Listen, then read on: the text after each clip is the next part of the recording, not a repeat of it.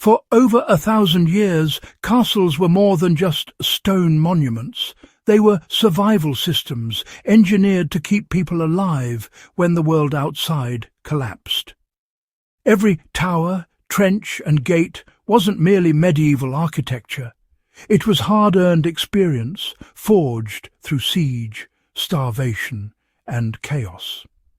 And here's the twist.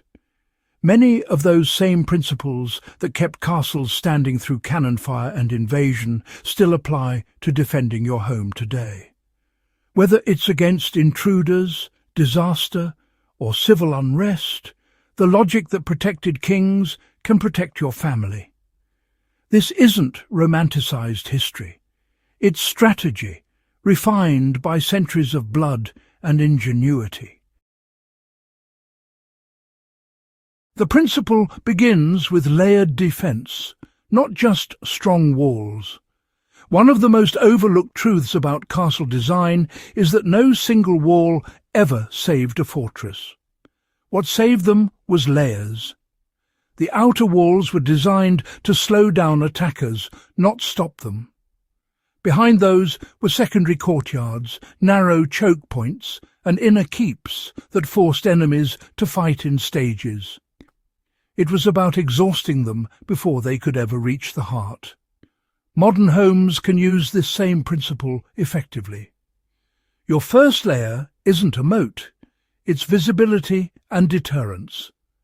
Clear the perimeter of overgrown shrubs or blind corners where someone could hide. Install motion sensor lights and use gravel or crushed stone paths. Noise is your modern equivalent of a drawbridge chain. The second layer is controlled entry.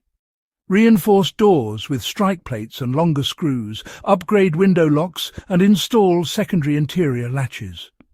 The third layer is the safe core, the keep of your home.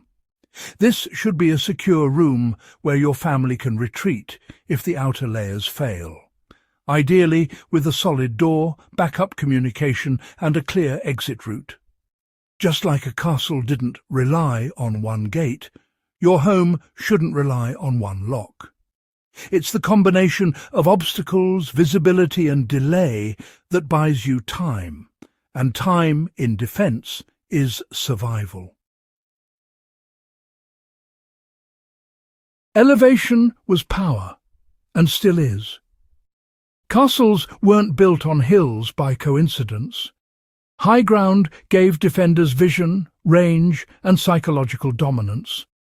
When attackers had to move uphill, they were slower, more visible, and easier to counter. Modern equivalents of elevation come down to sightlines and awareness. Raise your vantage point digitally, install perimeter cameras, even simple wireless ones that give you top-down awareness of your property. Keep them elevated and angled, just like watchtowers, so you see before you're seen. In practical survival terms, elevation also applies to your mindset. The higher your situational awareness, the less likely you are to be surprised. Know who lives around you. Know which routes can be blocked and which can be used to escape. Ancient defenders spent nights walking their ramparts, checking the lines. In our day, that means regular perimeter checks, testing alarms, and running quick drills. The principle is the same. Don't wait to be caught off guard. Choke points decide who controls the ground. Castle gates weren't wide by accident. They were narrow funnels, often bent into sharp turns called killing zones. The purpose was simple, really, to slow the many so the few could defend effectively.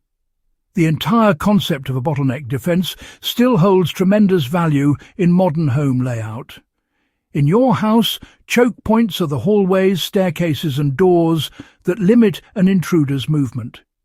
Strategically placing furniture, lighting or barriers to narrow these paths can give you, well, precious time to react.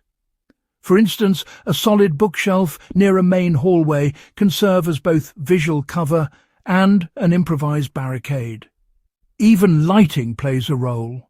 Keeping bright lights at your command while the rest of the house stays dimmed can blind intruders while preserving your vision.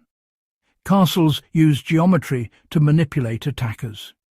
You can do the same with space and design. Think of your home layout as a defensive puzzle, one where you know every turn, every advantage, and every fallback point. Water and fire control were survival's hidden backbone. One of the least talked about aspects of castle defence was resource protection. During long sieges, the ability to store clean water and control fire meant the difference between holding out or surrendering. Wells were placed inside the castle walls, and kitchens were located in stone-lined rooms to prevent accidental blazes from spreading. The lesson for modern survivalists is clear. Your home's defense isn't just about threats outside the door, it's about sustaining what's inside. Keep at least one backup water source, such as stored barrels or a gravity-fed filtration system. Protect your home from fire hazards, install fire extinguishers in strategic locations, check wiring, and make sure your heating systems are maintained. The logic is timeless. Fortify your essentials first. You can't defend what you can't sustain.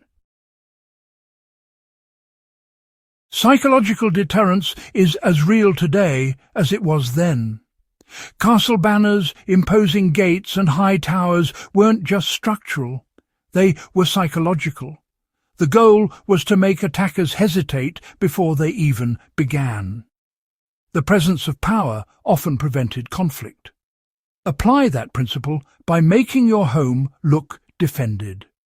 Visible cameras, reinforced doors, and warning signage signal preparedness.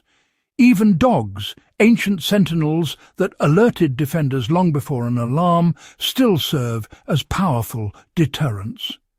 The psychology of defense hasn't changed in 1,000 years. People and predators go for easy targets, never be won. Every stronghold was built with community, not isolation. No castle stood alone. Each fortress was part of a network, trade routes, signal fires, neighbouring keeps. The great medieval defence systems worked because information and support could move faster than the threat. For modern survivalists, that principle translates into communication and alliances. Know your neighbours, build trust, and share information about local risks. Establish mutual defence understanding, not in a paranoid way, but as a practical network of eyes and ears. Even the best defended castle could fall without reinforcements. Strength through connection is one of history's most enduring lessons. The past was never primitive, it was practical. When you strip away the stone, the drawbridges and the armour, what remains are principles that still work because they're built on human nature. Deterrence, awareness, resource control and resilience. Castle defence wasn't about paranoia, it was about preparation. So take those lessons forward. Reinforce your perimeter, control your choke points, elevate your awareness, and never underestimate the power of layers. The castles that survived centuries did so because their builders respected the physics of survival. If you found value in this deep dive, subscribe to Warfield Survival and share this with someone who loves learning how history's hardest lessons still protect us today. Because the best defense isn't new, it's rediscovered.